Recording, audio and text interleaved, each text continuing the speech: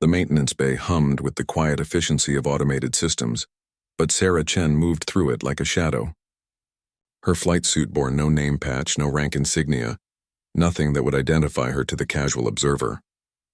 The other pilots called her Ghost, though none of them had ever seen her face clearly. She preferred it that way. Sarah's fingers traced the worn controls of her fighter's cockpit as she ran through her pre-flight checklist. The ship itself was unremarkable, a standard Falcon-class interceptor that had seen better days. What made it special was invisible to scanning equipment and personnel records alike. Like its pilot, the fighter existed in the gray spaces between official documentation. The alert klaxon shattered the hangar's calm. Red lights bathed everything in crimson as the automated voice began its familiar litany. All pilots to stations. Incoming Valdris attack fleet detected. ETA 12 minutes. This is not a drill. Sarah sealed her helmet and felt the familiar weight of combat settling over her shoulders. Around the hangar, other pilots scrambled to their ships with varying degrees of panic and excitement. Fresh academy graduates mixed with grizzled veterans, all united in their determination to protect the colony world of Kepler 442b. She launched in silence while the squadron leaders barked orders over the comm channels. Sarah never used the main frequencies during combat. Her ship's transponder broadcasted only a call sign that had become legend among both human and alien forces. Phantom. The Valdris fleet materialized from hyperspace like a swarm of metallic insects. Their ships were elegant curves of alien engineering, beautiful and deadly.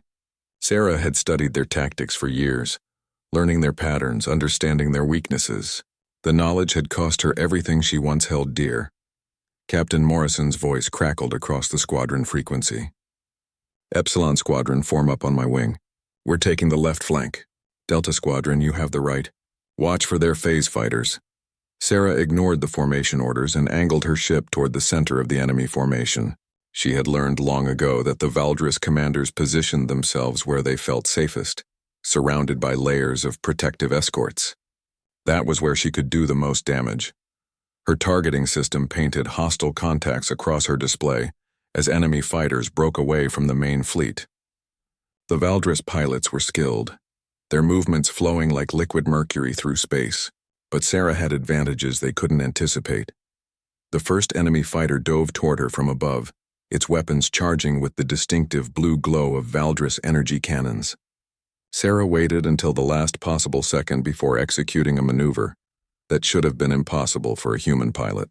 Her ship twisted through space in a pattern that mirrored Valdris flight dynamics, confusing the alien's targeting computer long enough for Sarah to line up her shot. Twin beams of coherent light lanced out from her ship's cannons, striking the enemy fighter's power core. The explosion painted space in brilliant orange flames that faded quickly in the vacuum. 3 more fighters converged on her position, their pilots communicating in the rapid clicks and whistles of their native language. Sarah understood every word. She knew they were calling her the Void Hunter, a term of grudging respect mixed with terror. They had been hunting her for 3 years without success. She rolled her ship into a spiral that brought her behind the lead fighter.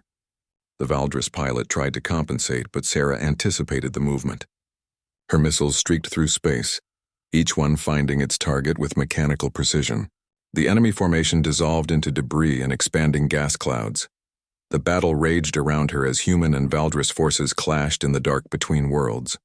Sarah moved through the chaos like a predator, striking targets of opportunity before vanishing into the sensor shadows, created by weapon discharges and debris fields. Admiral Krestos, commanding the Valdris fleet from his flagship, watched the tactical display with growing concern. The human forces were fighting with their usual determination, but something else moved among them. His sensors detected weapon signatures and destroyed fighters, but no corresponding ship. The Ghost was here again. Sarah targeted the flagship's escort vessels with methodical precision. Each attack was calculated to draw the escorts away from their protective formation. She had done this dance before, leading enemy commanders into traps of their own making. Her ship's computer chimed softly as it detected the pattern she had been waiting for. The flagship was beginning to move, repositioning itself as its escort screen weakened. Admiral Krestos was falling back, just as she had predicted he would. The other human pilots began to notice the systematic destruction of enemy forces around the Valdris flagship. Whispers of phantom began appearing on the comm channels. though none of them could identify the source of the devastation. Lieutenant Hayes, fresh from the academy, watched his sensor display in amazement as enemy contacts vanished one by one around the alien command ship. Control, I'm seeing massive damage to the enemy formation, but I can't identify the attacking vessel. Flight Control's response was terse. Maintain your assigned position, Lieutenant. Don't worry about what you can't see. Sarah smiled grimly inside her helmet. The reputation she had built over 3 years of ghost operations was working in her favor. Enemy pilots hesitated when they should have pressed attacks. Allied forces fought with increased confidence, knowing that something moved among the stars on their behalf. She positioned her ship for the final approach to the Valdris flagship. The massive vessel bristled with weapons, its hull scarred from dozens of previous battles. Admiral Krestos had been her nemesis for longer than either side realized, though he had never seen her face or known her true identity. The approach would require perfect timing and more luck than she had any right to expect. Sarah began her attack run, weaving through defensive fire that lit up space like a deadly aurora. Her ship's stealth system strained to keep her invisible, as energy beams passed close enough to cook an unprotected human. 3 years of preparation had led to this moment. 3 years of studying Valdris tactics, learning their language, understanding their culture, all of it focused on a single goal that none of her fellow humans could ever know. Sarah armed her ship's most powerful weapon and began the final countdown to engagement. In her mind, she could see the faces of everyone she had lost to this war. Soon, Admiral Krestos would join them in whatever afterlife awaited soldiers who died far from home. The targeting computer locked onto the flagship's command section. Sarah's finger hovered over the firing control as the distance closed to optimal range. Around her, the battle continued to rage, but in her cockpit there was only silence and the steady rhythm of her own heartbeat. Time to end this dance once and for all. The plasma torpedo streaked through space like a miniature star, its warhead containing enough concentrated energy to crack a small moon. Sarah watched it arc toward the Valdris flagship's command tower, knowing that Admiral Krestos would have mere seconds to react. The explosion painted the darkness in brilliant white light. When the glare faded, the flagship's command section was gone, replaced by twisted metal and venting atmosphere. Sarah felt no satisfaction, only the hollow completion of a task that had consumed 3 years of her life. Emergency klaxons wailed across the Valdris fleet as secondary commanders struggled to assume control. Without Krestos directing their movements, the alien formation began to fracture. Sarah had studied their command structure extensively, knowing that removing the admiral would create exactly this chaos. She pulled her fighter away from the dying flagship and melted back into the sensor shadows. The human fleet was pressing their advantage, pushing the disorganized Valdris forces back toward the hyperspace transition point. In another hour, the enemy would retreat, adding another victory to humanity's growing tally. But Sarah wouldn't be there to see it. She had other business to attend to. Her ship's navigation computer plotted a course away from the main battle, toward a debris field on the system's edge. The wreckage of ancient conflicts drifted there, ships from a dozen different species creating a metallic graveyard that stretched for millions of kilometers. Sarah found the beacon exactly where she had left it 3 months ago, hidden inside the hull of a derelict freighter. The device activated at her approach, projecting a holographic display that showed hyperspace routes leading deep into unexplored space. She input her authentication codes and waited for the secure channel to establish connection. The encryption was military-grade, but not from any human government. The technology that made this communication possible came from sources that most humans preferred not to think about. A figure materialized in the hologram, tall and elegant with the distinctive features of the Valdris species. But this alien wore no military uniform, and his expression carried none of the cold hostility Sarah had come to expect from enemy commanders. "The Admiral is dead," Sarah reported without preamble. Counselor Nethys nodded slowly. "We detected the flagship's destruction. Admiral Krestos was a fool, but his death will not bring back those we lost." Sarah's jaw tightened behind her helmet's faceplate. "He gave the order to glass New Shanghai. 15 million people died because of his decision. And now he has paid the price," Nethys replied. "But vengeance will not restore your homeworld, Sarah Chen. The time has come to consider the future rather than dwelling on the past." The use of her real name sent a chill through Sarah's body. For 3 years she had been Phantom, Ghost, the invisible pilot who appeared wherever the fighting was fiercest. Her true identity was buried under layers of classified records and forged documents, known only to a handful of people on either side of the war. You have proven your point, the Valdris counselor continued. Human pilots can match our best warriors when properly motivated. Your species possesses a capacity for adaptation that we underestimated. Sarah's hands gripped her ship's controls until her knuckles went white. My species is fighting for survival. Yours started this war because you wanted our worlds. The war began because both our species made assumptions about the other. Nethys corrected gently. Admiral Krestos believed humans were weak, suitable only for conquest or extermination. Your leaders believed we were monsters incapable of reason. Both were wrong. The secure channel crackled with interference from the nearby battle. Sarah watched her scanner display as human and Valdris forces continued their deadly dance, neither side knowing that their respective enemies were conducting secret negotiations in the shadow of ancient wreckage. What do you want from me? Sarah asked finally. The same thing you want, Nethys replied. An end to this war before both our species bleed themselves to death among the stars. You have spent 3 years proving that humans can fight like Valdris when necessary. Now help us prove that both species can make peace. Sarah laughed bitterly. Do you know what would happen if the human high command discovered I was talking to you? They'd call me a traitor and execute me for treason. And my own people would declare me contaminated by human influence and exile me to the outer rim. Nethys acknowledged. Yet here we are, 2 soldiers who have seen enough death to understand its true cost. The holographic display shifted to show star charts marking the current front lines. Dozens of worlds hung in the balance, their populations waiting to learn whether they would live under human or Valdris rule. The war had consumed entire star systems, leaving behind nothing but radioactive debris and mass graves. There is a way, Nethys continued, a neutral meeting ground where representatives from both sides could gather without fear of attack. The ancient ruins on Sanctuary Station have remained untouched for 1,000 years. Even our most aggressive commanders respect the old treaties. Sarah had heard rumors about Sanctuary Station, a mysterious structure that predated both human and Valdris civilizations.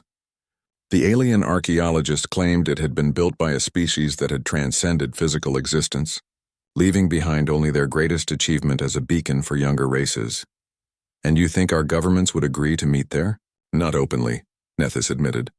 But there are those on both sides who understand that this war cannot continue indefinitely. Small groups operating outside official channels could begin the process of establishing communication.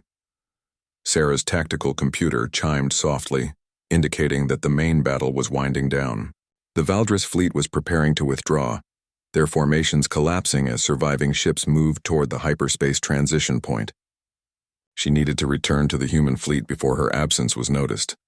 I'll consider your proposal, she said carefully. Time is running short, Nethys warned. My intelligence sources indicate that both sides are preparing final offensives. Your Admiral Harrison is gathering the largest human fleet in history for an assault on our core worlds. Our military council is planning a similar operation against Earth itself. The revelation hit Sarah like a physical blow. An attack on Earth would kill billions of people, making the destruction of New Shanghai seem like a minor skirmish by comparison. She had spent 3 years hunting the alien responsible for her homeworld's death, but that personal vendetta meant nothing compared to the survival of humanity itself. How long do we have? 6 months, perhaps less, Nethys replied. Both fleets are moving carefully, positioning themselves for maximum impact. When they clash, there will be no survivors on either side. Sarah made her decision with the cold calculation that had kept her alive through countless battles. Send me the coordinates for Sanctuary Station. I'll find a way to be there. And I will ensure that proper representatives attend from our side, Nethys promised. Perhaps we can succeed where our governments have failed. The holographic display flickered and died as the secure channel closed.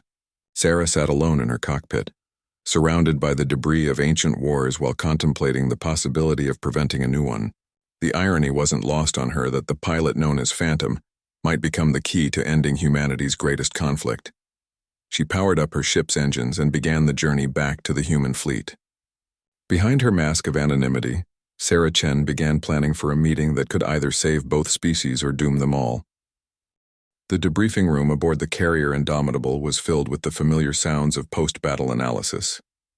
Pilots clustered around holographic displays, showing the engagement from multiple angles, their voices mixing excitement with exhaustion as they recounted their experiences. Sarah stood in the back corner, her flight suit now bearing temporary identification tags that would fool casual inspection.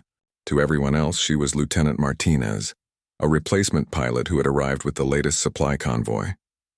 The real Martinez was recovering from injuries on a medical station 3 systems away, his identity borrowed for as long as Sarah needed it. Commander Walsh stepped up to the main display, her uniform crisp despite the 12-hour battle that had just concluded.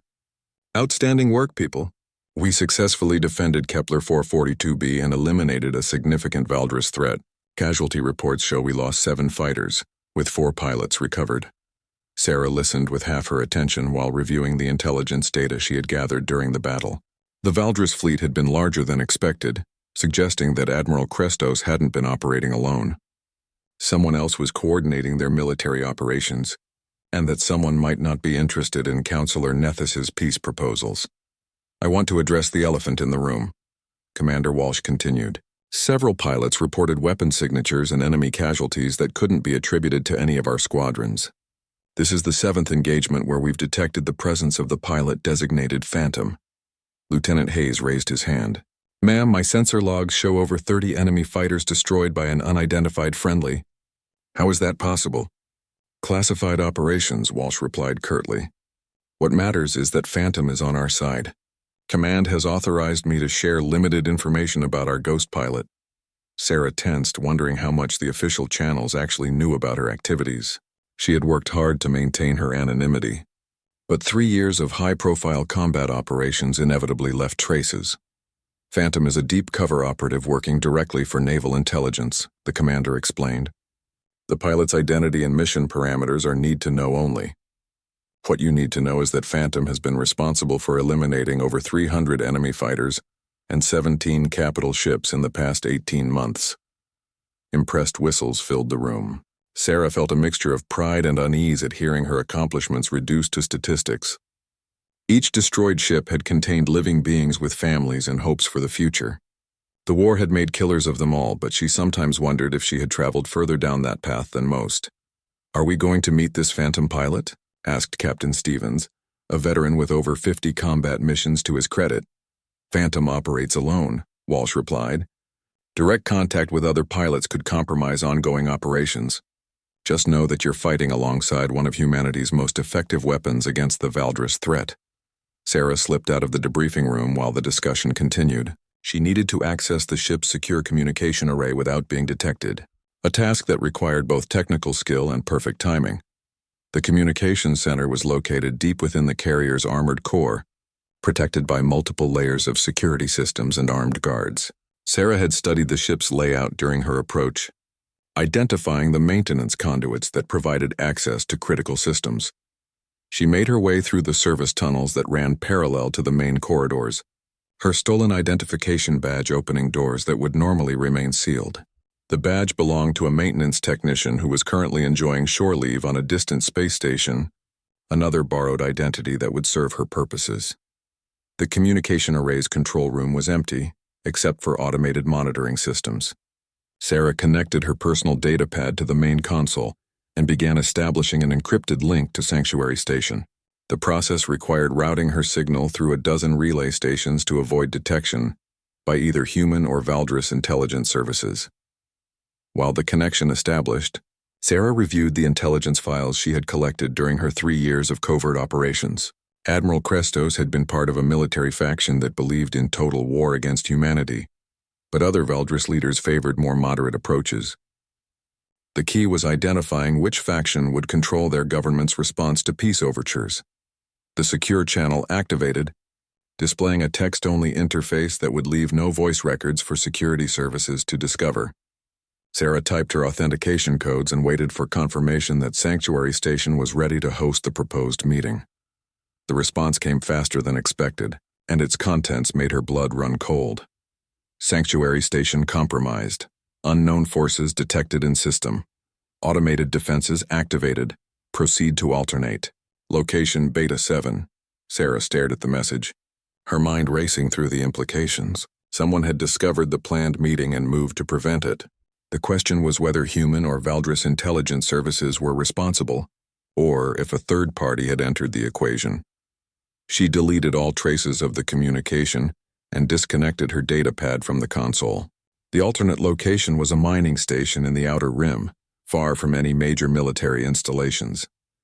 Getting there would require careful planning and resources she didn't currently possess.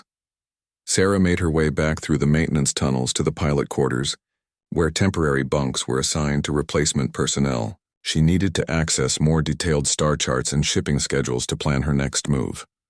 The pilot quarters were nearly empty, most of the crew either on duty or celebrating in the ship's recreation areas. Sarah found the terminal she needed and began researching transport options to the Outer Rim.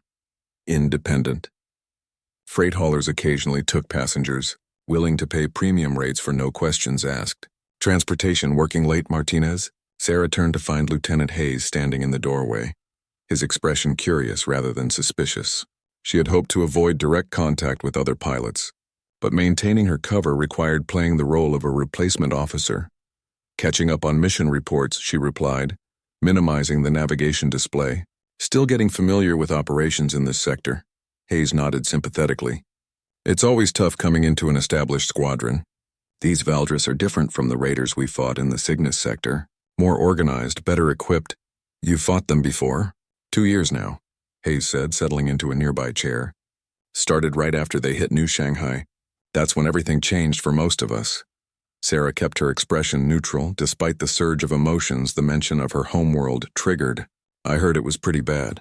Worst thing I've ever seen, Hayes continued quietly. 15 million people gone in a matter of hours. The orbital bombardment was so intense it cracked the planet's crust. Admiral Krestos broadcast a message claiming it was necessary to demonstrate Valdris resolve. What do you think about Admiral Krestos being killed today? Sarah asked carefully. Hayes was quiet for a moment before responding. I think whoever took him out did humanity a favor. That alien was responsible for more human deaths than any single individual in history. The pilot who got him deserves a medal, even if we never learn their identity. Sarah wondered what Hayes would think if he knew he was talking to the pilot responsible for Krestos' death. Would he still consider her a hero? Or would the knowledge that she had been secretly communicating with Valdris peace negotiators change his perspective? I should get some sleep, she said, standing and closing the terminal. Long day tomorrow. Same here, Hayes agreed. Good to meet you, Martinez. Welcome to the war. Sarah watched him leave, then returned to her planning. The failed meeting at Sanctuary Station was a setback, but not a fatal one. If both species were truly preparing for final offensives, then alternative channels for communication became even more important. She pulled up the shipping schedules again, looking for transport to the Outer Rim. The mining station at Beta 7 was isolated and defensible, making it a reasonable backup location for secret negotiations. The challenge would be convincing Counselor Nethys that the meeting was still viable despite the security breach. Sarah began composing a coded message that would reach the Valdris Counselor through their established channels. The communication would have to be subtle enough to avoid detection while conveying the urgency of their situation. Time was running out for both species, and she might be the only person in position to prevent a catastrophe that would dwarf even the destruction of New Shanghai. The freight hauler Wandering Star looked like it had been assembled from spare parts salvaged from a dozen different ships. Its hull bore the scars of countless asteroid impacts and emergency repairs, while its registration codes had been painted over so many times that the original numbers were impossible to read. Sarah stood in the ship's cramped cargo bay, watching Captain Reyes inspect the payment she had transferred to his account. The amount was substantial enough to buy a small ship, but she needed transportation that wouldn't appear in any official records. That's a lot of credits for passage to a mining station in the middle of nowhere, Reyes observed. His weathered face creased with suspicion. You running from something, lady? I'm running toward something, Sarah replied honestly.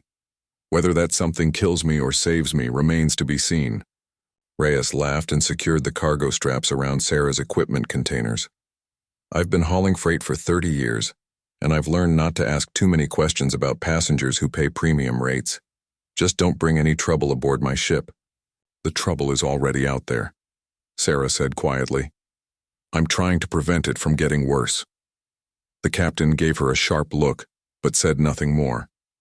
He had survived in the margins of civilized space by knowing when to mind his own business, and something about Sarah's manner suggested that ignorance might be safer than curiosity. Sarah settled into the passenger compartment as the Wandering Star departed from the commercial station, where she had arranged transport. The compartment was barely large enough for a single bunk and storage locker, but it offered privacy for the 3-day journey to the outer rim. She used the time to study everything known about the Beta 7 mining station. The facility had been abandoned for over a decade after the mineral deposits played out, leaving behind only automated maintenance systems and a skeletal security grid. The isolation that made it unsuitable for commercial operations would serve her purposes perfectly. Her personal datapad contained encrypted files detailing Valdris negotiation protocols and cultural practices. Sarah had spent months learning their customs, knowing that any peace talks would require understanding how the aliens approached diplomacy. The information had come from captured documents, defecting prisoners, and sources that couldn't be revealed without compromising other operations. The Valdris social structure was built around consensus building and ritualized debate, very different from the adversarial negotiations favored by human diplomats. They viewed compromise not as weakness but as evidence of wisdom, believing that solutions acceptable to all parties were inherently superior to imposed settlements. Sarah's datapad chimed softly as an encrypted message arrived through the freight hauler's communication array. The message appeared to be routine shipping information, but hidden within the commercial codes was a confirmation that Counselor Nethys would attend the meeting at Beta 7. She composed a reply using the same commercial cipher, acknowledging the meeting and providing coordinates for a rendezvous point within the asteroid field surrounding the mining station. The location would offer multiple escape routes if the gathering proved to be a trap. Captain Reyes's voice crackled over the intercom system. "Passenger, you might want to take a look at this." Sarah made her way to the bridge, where Reyes was studying his sensor displays with obvious concern. The screens showed multiple contacts moving through hyperspace nearby, their signatures indicating military vessels traveling in formation. "Human fleet," Reyes explained. "Looks like 3 battle groups heading toward the core worlds. I've never seen that many capital ships moving together." Sarah watched the tactical display with growing dread. The fleet's heading would take them directly into the heart of Valdris space, while their numbers suggested an operation of unprecedented scale. Admiral Harrison was implementing his final offensive earlier than Counselor Nethys had predicted. "How long until they reach Valdris territory?" she asked. "At their current speed, maybe 10 days, Reyes calculated. Whatever they're planning, it's going to be big." Sarah returned to her compartment and activated her secure communication equipment. The emergency protocols she had established with Nethys required confirmation of major fleet movements, and this information could affect the timing of their negotiations. The encrypted channel connected after several minutes of careful routing through commercial relay stations. Nethys's response to her intelligence report was immediate and alarming. "Human fleet movement confirmed by our deep reconnaissance units. Our high command has accelerated their own offensive timeline in response. The attack on Earth will commence in 8 days. Sarah stared at the message, feeling the weight of 2 species' survival settling on her shoulders. The meeting at Beta 7 was no longer just an opportunity for peace talks. It might be the last chance to prevent mutual annihilation. She composed a careful reply outlining her assessment of the strategic situation.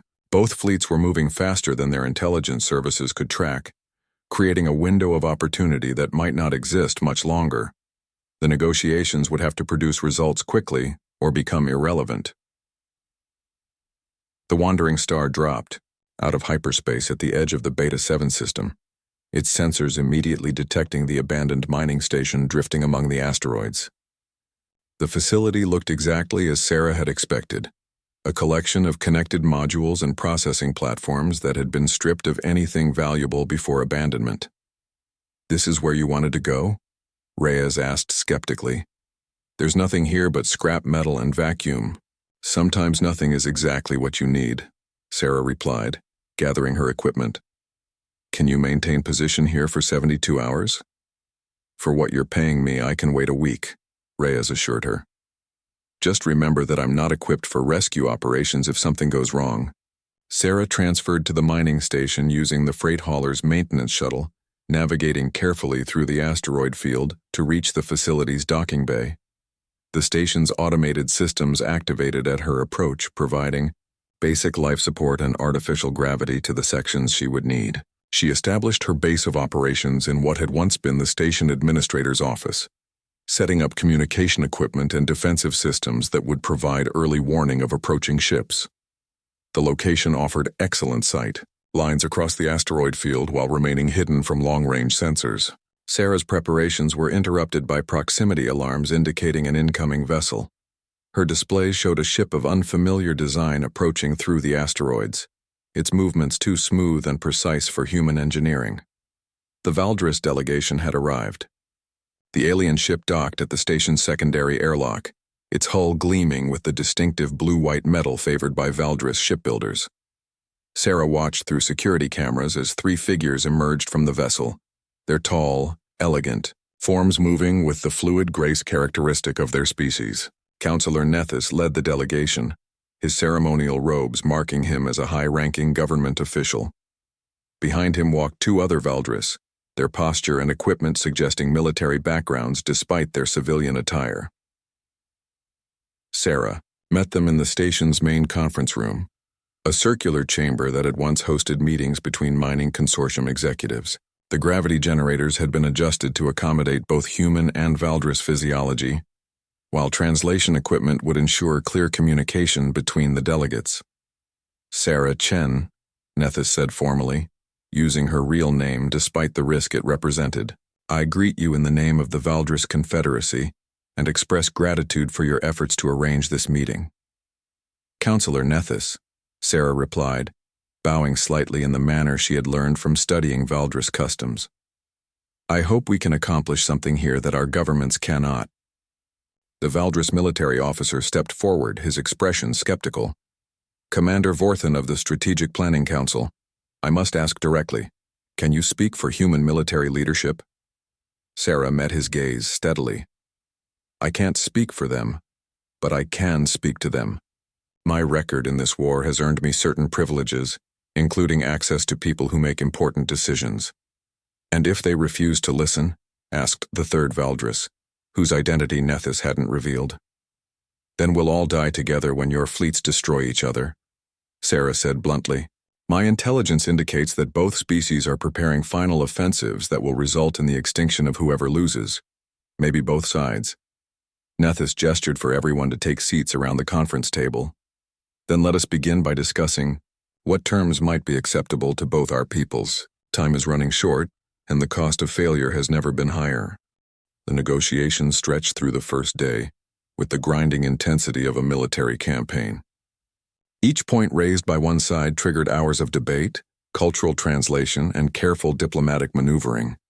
Sarah found herself serving as both participant and mediator, her unique position allowing her to bridge gaps that might have been insurmountable for traditional diplomats. Commander Vorthen spread tactical displays across the conference table, showing fleet movements from both sides. Your Admiral Harrison's forces are moving toward our core systems with overwhelming numerical superiority. Our High Command views this as preparation for genocide, not military engagement. Sarah studied the display, noting the human fleet's approach vectors and timing. Harrison is a traditional military commander. He believes that decisive victory will force your government to surrender unconditionally. He doesn't understand that Valdris culture doesn't recognize surrender as a valid concept. Precisely, Nethys confirmed. Our people will fight to the last ship rather than submit to occupation. Your admiral's strategy guarantees mutual destruction. The third Valdris delegate, who had identified herself as Intelligence Coordinator Mylith, activated her own display showing Valdris fleet preparations. Our response has been scaled to match human aggression. The strike force moving toward Earth contains enough firepower to sterilize your homeworld's entire surface. Sarah felt a chill as she recognized the implications. You're planning the same thing Admiral Krestos did to New Shanghai, but on a planetary scale. The decision was not made lightly, Mylith said quietly. But our analysts believe that destroying Earth will break human resistance and prevent the extinction of our species. It will guarantee it, Sarah countered. Humans don't surrender when their homeworld is threatened. We become more dangerous. You'll face a species with nothing left to lose and the industrial capacity of 100 worlds focused on revenge. The discussion continued through the night cycle, with both sides gradually revealing the scope of their respective war plans. The human offensive would target Valdris population centers and industrial facilities, aiming to cripple their ability to continue fighting. The Valdris counterstrike would eliminate Earth and several other core human worlds. Expecting that the psychological shock would end human resistance, neither strategy took into account the actual psychology of their opponents.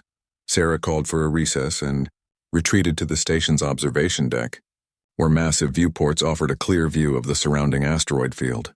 The mining platforms drifted like metal ghosts among the rocky debris, reminders of peaceful purposes in a galaxy consumed by war.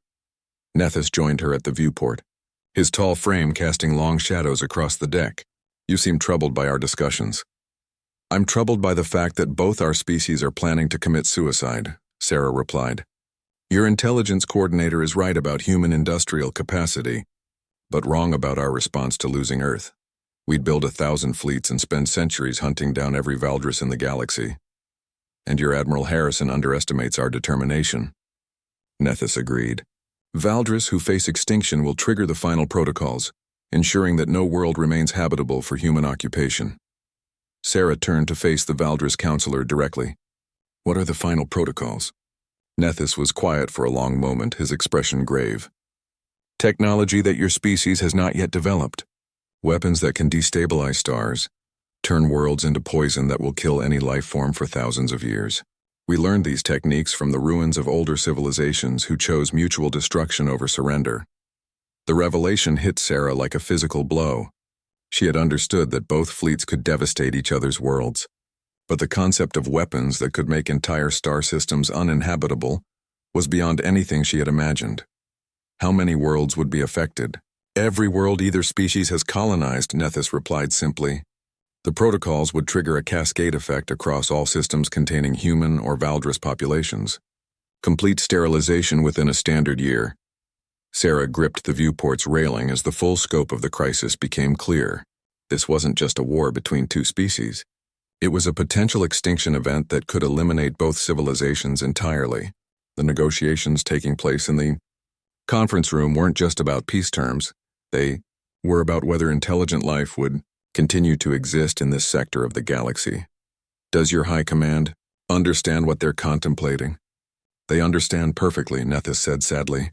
Some believe it is preferable to mutual extinction through conventional warfare. At least the final protocols would be quick.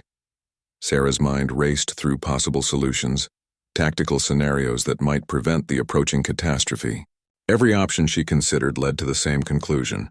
The fleets had to be stopped before they engaged each other, which meant convincing both sides to abandon their carefully planned offensives based on the word of secret negotiators. We need more than peace terms, she realized.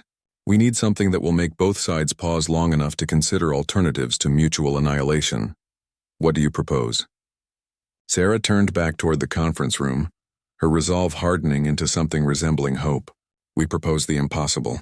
A joint operation that proves both species can work together. Instead of destroying each other, they returned to find Commander Vorthan and Coordinator. Myleth engaged in heated discussion about defensive strategies. The Valdris military commander was arguing for accelerated offensive timelines, while the intelligence coordinator favored gathering more information about human capabilities. We've been approaching this wrong, Sarah announced, interrupting their debate. Instead of discussing surrender terms, we should be discussing demonstration terms. Vorthan's expression showed confusion mixed with suspicion. Explain. Sarah activated her portable tactical display, showing the positions of both fleets as they moved toward their targets. Both sides are convinced that only total victory will ensure their survival. What if we could prove that cooperation offers better odds than mutual destruction? You're suggesting joint military operations between human and Valdris forces? Myleth asked incredulously. Such a concept violates every principle of strategic doctrine. Strategic doctrine is what got us into this situation, Sarah pointed out. Maybe it's time to try something different. She manipulated the display to show a region of space between the approaching fleets, where long-range reconnaissance indicated the presence of an unknown threat. 3 days ago, human deep space monitors detected energy signatures that don't match any known technology.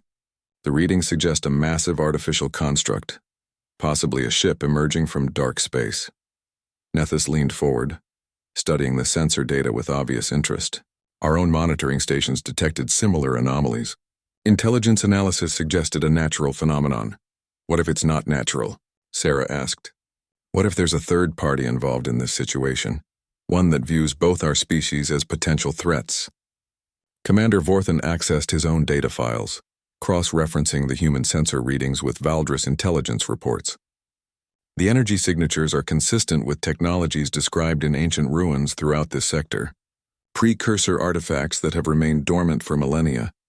Until now, Sarah said grimly, something has activated them, and the timing suggests a response to large-scale military movements. Maybe the precursors left behind automated defenses designed to prevent exactly the kind of war we're about to fight. The implications slowly dawned on the assembled delegates. If Sarah's theory was correct, both fleets might be moving toward a confrontation with forces far more advanced than either species could handle alone. Joint reconnaissance mission, Mylith suggested slowly. Combined human and Valdris assets investigating the anomaly before our main fleets engage each other. It would require complete tactical cooperation, Vorthan warned. Shared intelligence, coordinated defensive patterns, unified command structure. Everything our military training says is impossible. Sarah smiled grimly. Impossible is what I specialize in. 3 years ago, everyone said it was impossible for a single pilot to consistently penetrate Valdris defensive formations. I proved them wrong by learning to think like a Valdris warrior instead of a human soldier. You're proposing that entire fleets learn to think like their enemies? Nethys asked. I'm proposing that they learn to think like allies, Sarah corrected. At least long enough to determine whether we're facing a threat that makes our current war irrelevant, Commander. Vorthan studied the tactical projections. With the careful attention of a career military officer, the logistics would be extremely complex.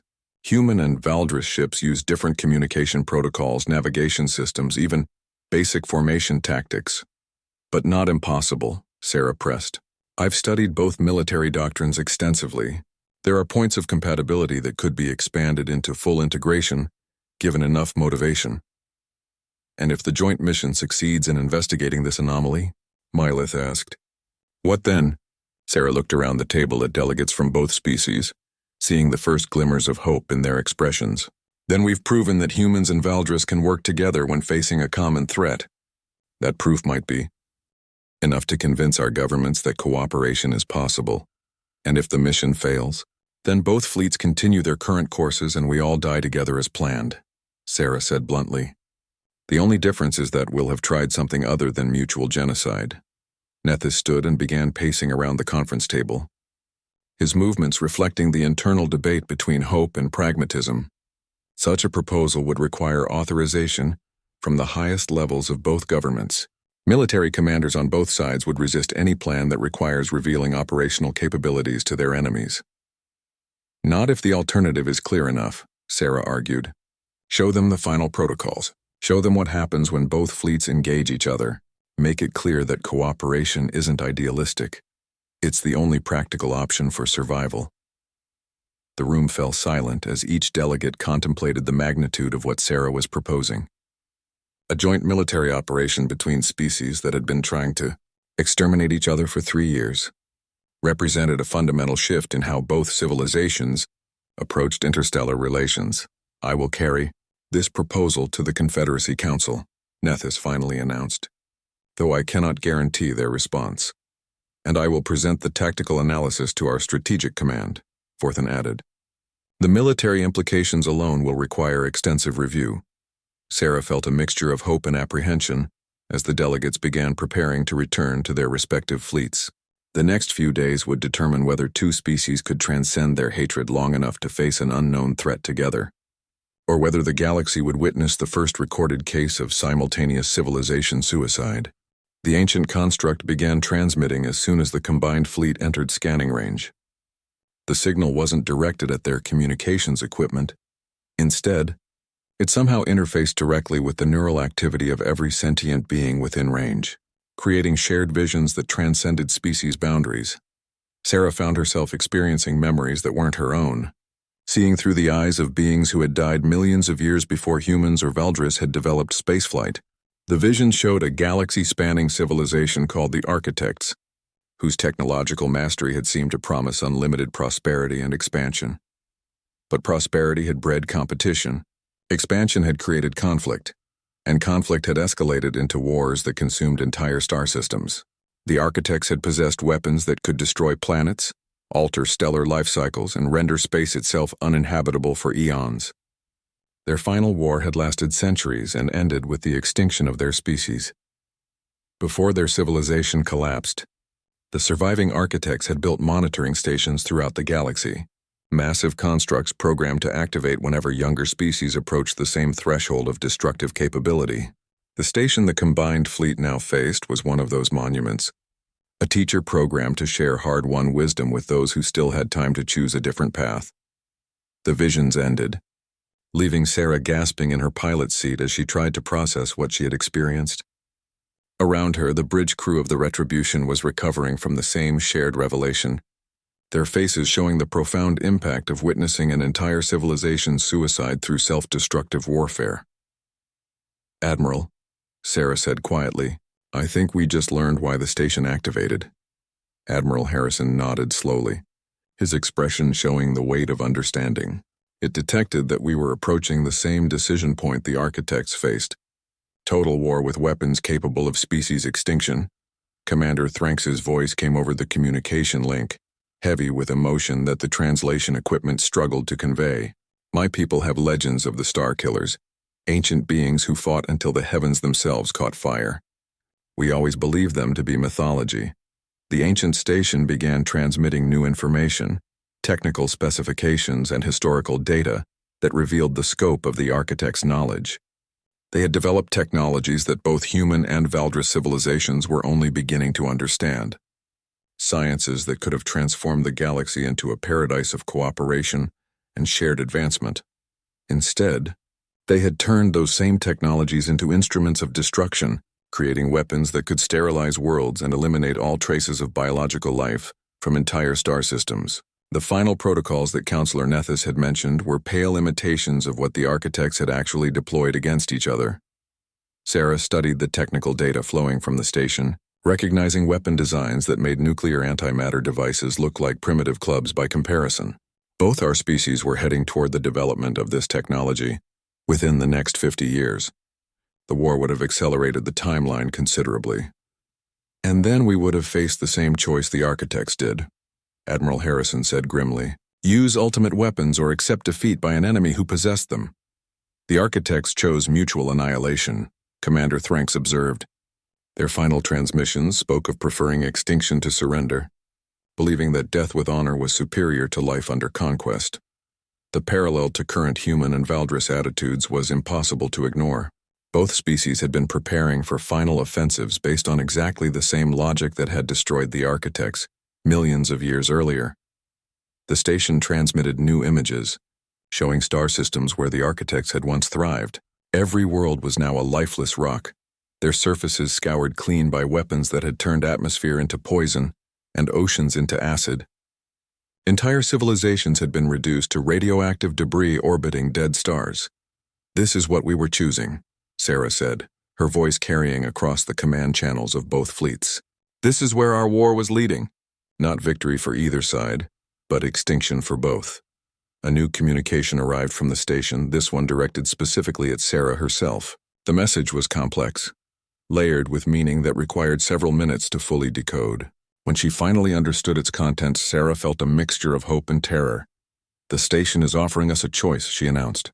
"It can provide technologies that would revolutionize both our civilizations, sciences that would eliminate scarcity, and allow unlimited expansion into unexplored regions of the galaxy. But only if we can prove that we've moved beyond the destructive impulses that destroyed the Architects." "What kind of proof?" Admiral Harrison asked. Sarah consulted the technical specifications that continued flowing from the station. "Joint colonies, shared research projects, military alliances that demonstrate genuine cooperation rather than temporary convenience." The station will monitor our progress for the next century, providing advanced technology as we prove our commitment to peaceful coexistence. And if we fail the test, then it will activate the same safeguards the architects built into their own territory, Sarah said quietly. Automated systems that will prevent either species from developing the technologies necessary for galactic-scale warfare. Commander Thranks was silent for several minutes before responding. It would limit our technological development permanently, ensuring that we could never advance beyond our current capabilities. But we would survive, Admiral Harrison pointed out. Both species would continue to exist even if we couldn't reach for ultimate power. The choice facing both civilizations was stark in its simplicity. They could cooperate and gain access to technologies that would transform their understanding of the universe, or they could continue their adversarial relationship and accept permanent limitations on their advancement. Sarah found herself thinking about the 3 years she had spent as Phantom, hunting enemy pilots through the darkness between stars. All of that conflict, all of those deaths, had been steps along the path toward the same extinction that had claimed the architects. Only chance and the intervention of ancient safeguards had provided an opportunity to choose differently. "I'm transmitting a proposal to both fleets," she announced. "Joint research stations in neutral space, shared exploration missions to map unexplored regions, combined defensive forces to protect both species' territory from external threats. A framework for cooperation that could satisfy the station's requirements. You're asking both our species to abandon everything that defines us as separate civilizations," Commander Thranks observed. "I'm asking both species to define themselves as something greater than what they've been," Sarah corrected. "The architects had all the technology we could ever want, but they couldn't overcome their own hatred. Maybe we can do better." The debate that followed lasted for hours, with representatives from both fleets discussing the implications of accepting the station's offer. Military officers argued about strategic vulnerabilities, while scientists debated the potential benefits of accessing architect technology. Finally, Admiral Harrison called for a formal vote among the senior officers of both fleets. The decision would be binding on both species, determining whether they would choose cooperation or accept technological limitations forever. The vote was close, decided by a margin of just 3 officers out of nearly 100 participants. But the result was clear. Both species would attempt to meet the station's requirements for technological advancement through peaceful cooperation. Sarah watched as the ancient construct began transmitting the first wave of technical data, scientific principles that would take decades to fully understand and implement. The knowledge flowing from the station represented the accumulated wisdom of a civilization that had reached heights neither humans nor Valdris could currently imagine. But more importantly, it represented hope that 2 species could learn from the mistakes of those who had come before them. As the combined fleet prepared to return to their respective territories and begin the long process of building a new relationship, Sarah received a private communication from the station. The message was brief but carried profound meaning. "The pilot known as Phantom has served as a bridge between species in conflict. Continue to serve as a bridge between species learning to cooperate. The galaxy has room for both warriors and peacemakers, but peacemakers are rarer and more valuable." Sarah smiled as she composed her response. After 3 years of being a ghost haunting battlefields, she was ready to become something different. The war that had defined her life was ending, and the peace that would replace it would need guardians as dedicated as any warrior. The pilot who had been invisible to the world would now help build a future where visibility and cooperation were more powerful than stealth and conflict. Her call sign would echo not in battles, but in the councils where 2 species learned to trust each other enough to reach for the stars together. The ghost was ready to become human again, and humanity was ready to become something greater than it had ever been before.